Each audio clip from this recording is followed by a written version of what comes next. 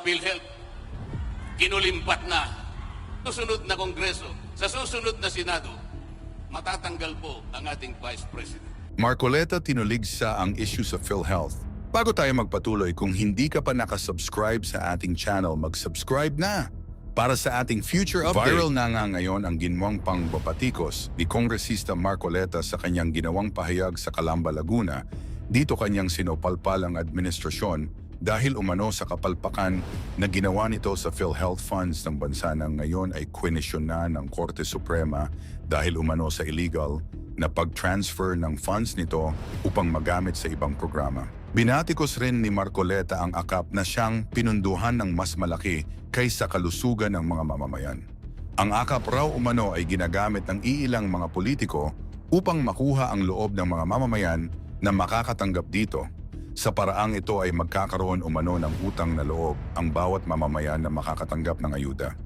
Dagdag pa ni Marcoleta na dapat gumawa ang kabilang kampo ng mas malaking solusyon upang makagawa ng maraming trabaho sa ganon ay magkakaroon ng long-term na pagkakakitaan ng bawat mamamayan kaysa pamimigay umano ng ACAP, AICS at iba pang ayuda na pinunduhan ng gobyerno. Sinabi rin ni Marcoleta ang mga issue na kinabibilangan ng kabilang kampo kaya gusto raw umano ng kabilang panig na manalo ang kanilang kampo para tuluyan ng magtagumpay ang kanilang mga plano laban sa pangalawang pangulo ayon ito sa kanyang pahayag.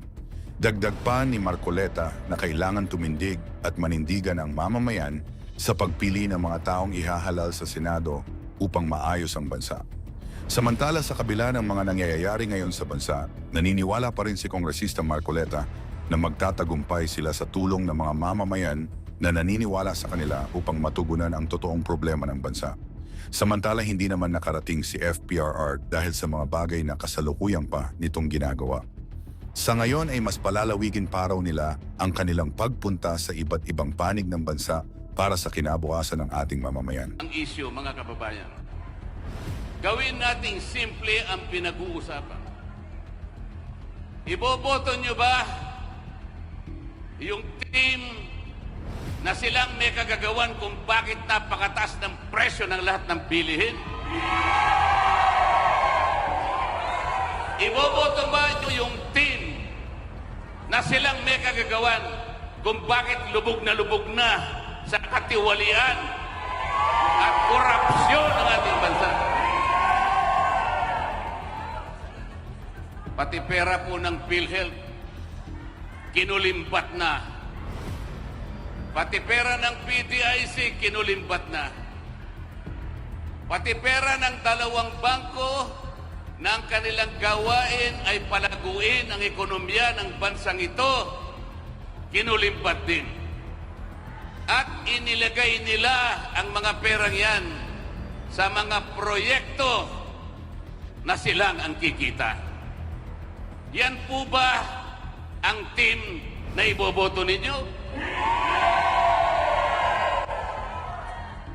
Yung team na yan din ang may kagagawan kung bakit na-impeach ang Vice President. Gusto nyo ba yung team? Yung team na gustong tanggalin ang Vice President? Wala pong kasalanan ang Vice President. Ako po ay kasama sa House of Representatives. Ang kalabang ko po ay napakarami. Napakarami nila. Ngunit sinasabi ko sa kanila, mali ang batayan ninyo. Mali pati proseso na ginamit ninyo. Walang kasalanan ang Vice President.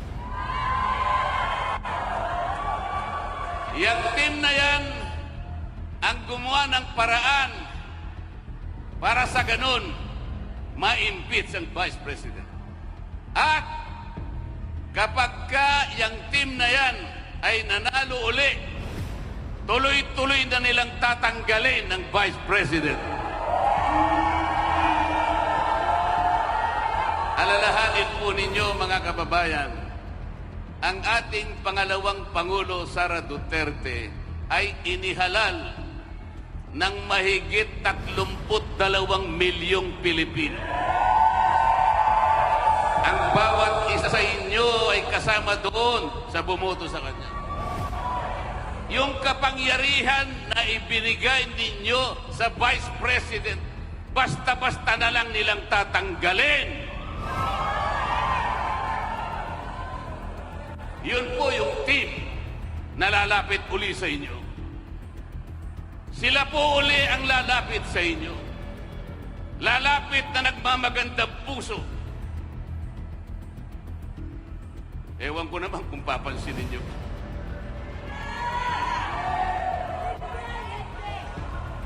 Yung Team Suka, sila lamang ang nakakaalam kung paano i-address ang lahat ng hamon na kinakaharap ng ating bansa. Ang Team Suka na nandito sa inyong harapan ngayon, sila lamang ang magtatanggol sa kapalaran ng Vice President. Wala na iba. Sa sandaling makahanap sila ng 16 na senador sa susunod na Kongreso, sa susunod na Senado, matatanggal po ang ating Vice President. Yan po ang kanilang gustong gawin. Kaya ang gusto po nila, 12-0. 12-0 daw po. Walang mananalong isa man sa PDP laban. Yun ang kanilang gusto.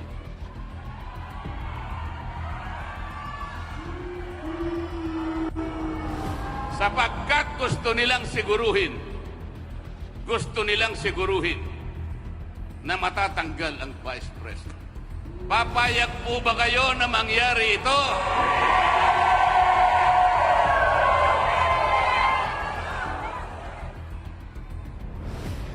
Ang PDP laban po, sila lamang ang merong kakayahan ay pagtanggol at pigilin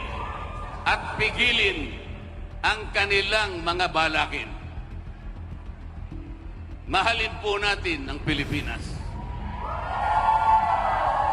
Sakipin natin ang ating bansa.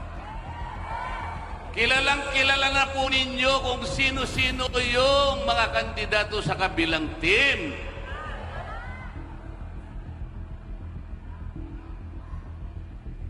Kilala na po ninyo, hindi ba? Pabalik-balik na lang. Pabalik-balik. Yung karamihan sa kanila nakabalik na ng ilang beses.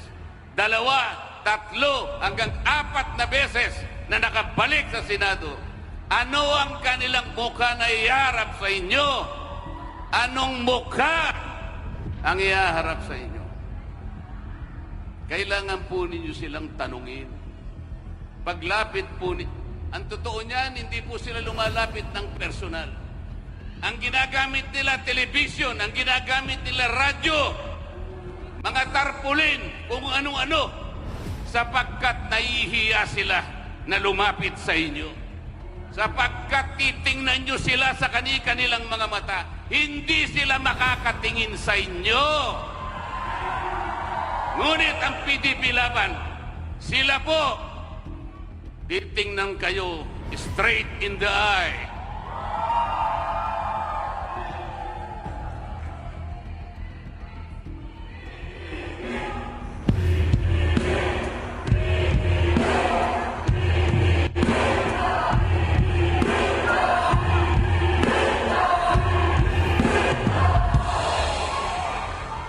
Nung ako po ay